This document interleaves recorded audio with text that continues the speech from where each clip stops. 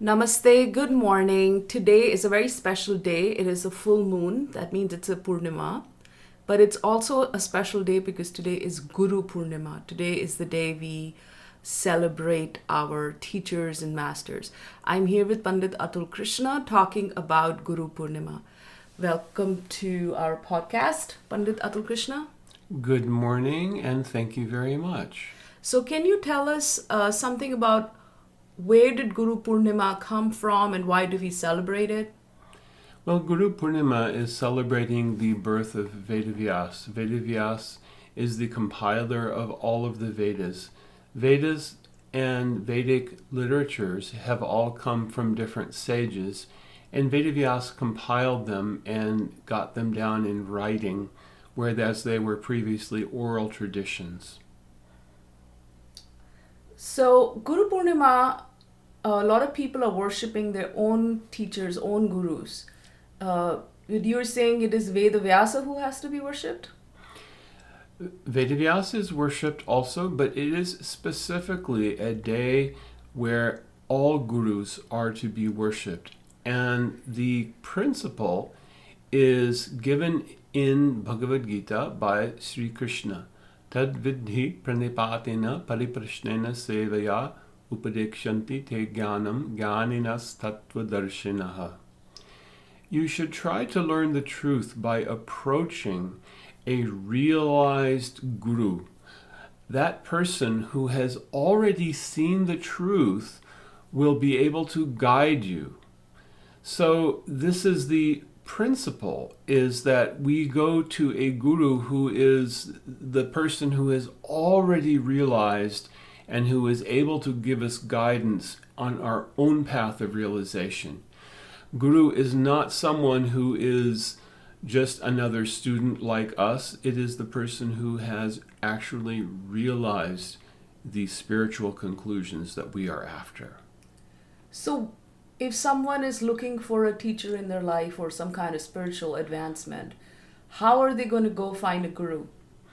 Well, it is said that you get Guru by the grace of God, and you get God by the grace of Guru. So then you can worship Vedavyas and you can worship Bhagavan Sri Krishna or Bhagavan Vishnu, and you can ask to have the connection with Guru, because Bhagavan Vishnu is also in your heart. He is within the heart of all beings, and he can give us guidance. We just have to open ourselves to that and be very sincere. If we are out for something that's very cheap, then we can be cheated. If we are looking for something genuine, it may take time and we may have to be patient. So we should be very genuine and very sincere in our hearts and ask for guidance and pray for guidance so that we may get connection with a very qualified guru. So, what is the meaning of the word guru? Guru means heavy, and in this case it means one who is heavy with knowledge, whose realization makes them have a certain gravitas, that they have actually connected with the truth. They are rooted in transcendence, and they are able to reach across from a platform of realization of spiritual truth, and they are able to help us cross over to the other side. How many gurus can you have in a life? Can you only have the one guru or one teacher? How does that work? Well, generally, in most spiritual practices, you will only take one initiating guru. That is called Diksha Guru. But one can have many instructing gurus. Often the Diksha Guru or initiating guru is also the instructing guru, but there may be others as well. And for in my own life, for example, I came in contact with a very highly qualified guru, Srila A.C. Bhaktivedanta Swami Prabhupada. When I was very young, I was a teenager, and he was only present in this world for about a year and a half. And then after a period of about 20 years, I met my Guru Srila Bhaktivedanta Narayana Maharaj, and I was struck by how much the presence of my Guru was within him. And there is a principle called Akhanda Guru Tattva, or the oneness of Guru. What is Akhanda Guru Tattva? And they say you should take initiation in the line of something. What is this line in succession? So there are, depending on one's goal, if one wants to be a worshipper of Vishnu, there is a parampara, there is a succession or line of gurus who help one to realize this goal. If one wants to be a adherent of the unmanifest Brahman, there is a line of gurus in that succession also. If one wants to be a worshipper of Shakti or divine energy, there is also a line of gurus. If one wants to be a worshipper of Shankar or Shiva, there is also a line of gurus. And it is said that one should, if one is very serious about spiritual practice and receiving mantra, one must receive the mantra from a guru in that line. Sampradaya vihina ye mantras te nishphala mata. Otherwise, the so-called mantra that we receive would be useless. Why can't we just read a mantra and pick it up from a book? Why does it need to be so-called given by a guru? What does that mean? Well, think of it like this. Let's say that someone is a child in elementary school and they pick up a book about how things are done in China, and they read the book and they say, hey, I'm going to go to China when I'm older, and I'm going to read books about China, and then when I go, I will have taught myself to speak Chinese and all the customs and everything.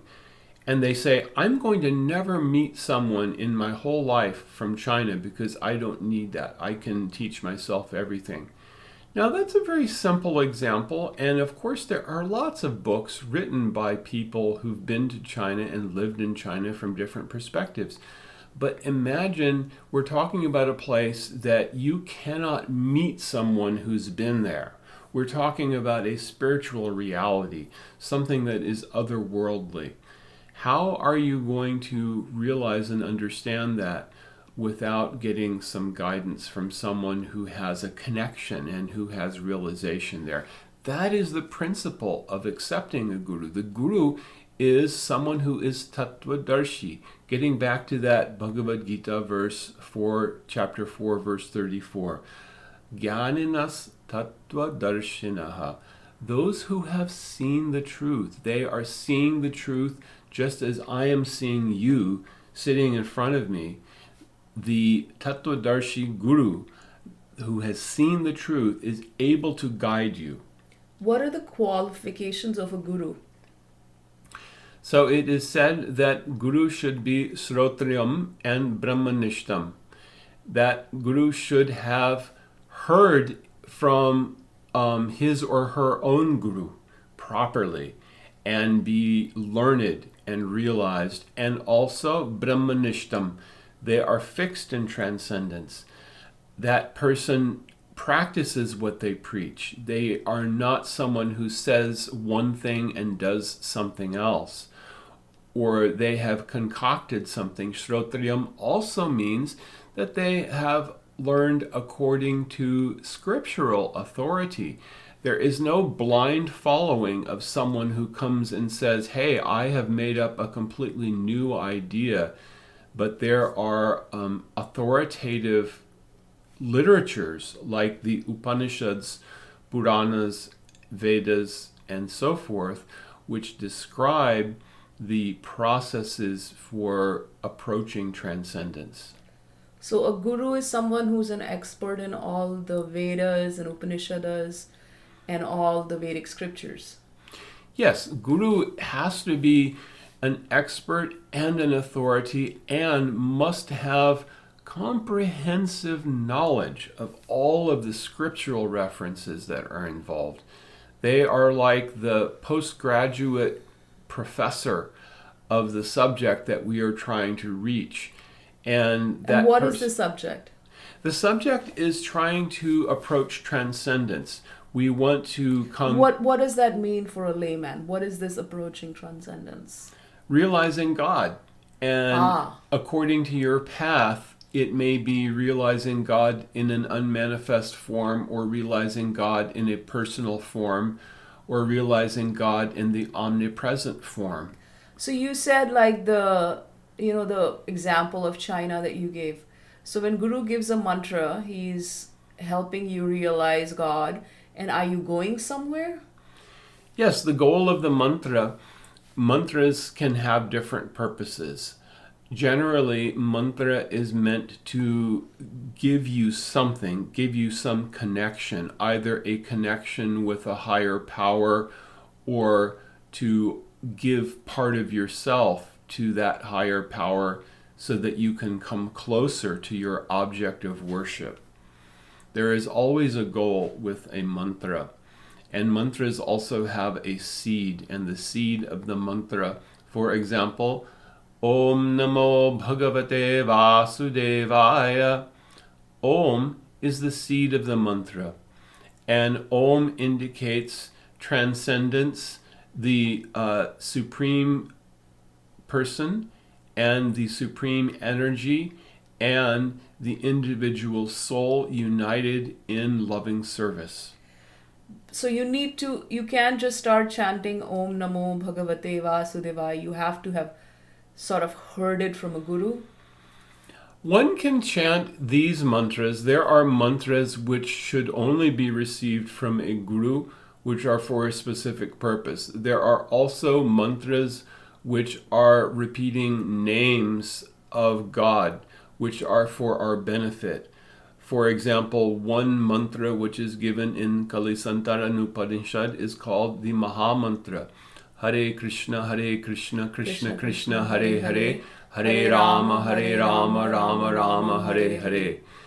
This is called the Maha Mantra because anyone can chant this mantra, and it should be chanted sincerely and with affection. There is no need to receive initiation from a guru, but by chanting this mantra, which consists entirely of names of God and God's energy, Krishna is the all-attractive person. Hare is the feminine divine energy, his consort, also called Radha.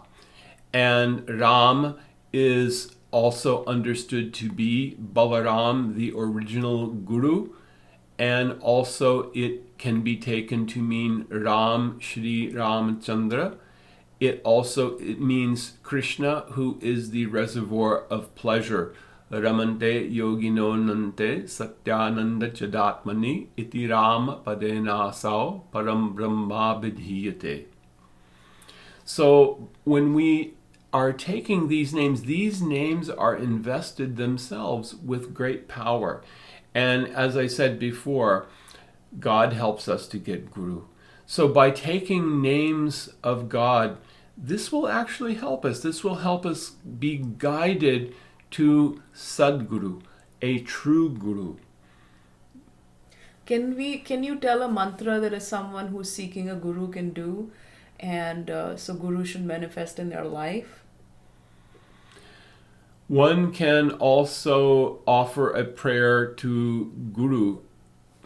Om Ajnanatimidandhasya Jnananjana Shalakaya Chakshurunmilitam Jena Tasmai Sri Gurave Namaha. This is a verse which is giving pranam to Guru. But even if we don't have a Guru, if we are offering this sincerely and with faith and love, then we will get guidance, we will get a connection, and we will be helped. But we have to also have patience, and we have to always be very honest. We should not have any desire to cheat or to cheat others. We should refrain from all all illicit desires and other things that are extraneous to our purpose. And if we are very sincere, then we will be helped and we will get some divine help. And it can come in many different forms. But the main thing is that we have to be very sincere. So, on this day of Guru Purnima in 2020, would you like to offer some prayers to your Guru or some mantras that our listeners can hear? Like a Vyas prayer or something? There is one prayer to Vedavyas, which is part of the invocation to Srimad Bhagavatam, the Bhagavat Purana. Narayanam namaskritya naram chaiva narottamam devim saraswatim vyasam tato jayamudirayet. Who all are being mentioned in this particular verse? Well, first we offer obeisance to Narayan, the Supreme Personality of Godhead, the Lord of the spiritual universe, and to Nara Narayan Rishi, the supermost human being, and unto Sri Vyasadeva, who is the author, the compiler of Srimad Bhagavatam, unto Mother Saraswati, the goddess of learning and wisdom, and unto, I already mentioned Srila Vyasadeva. Okay. So it is a prayer to Vyas as the Guru.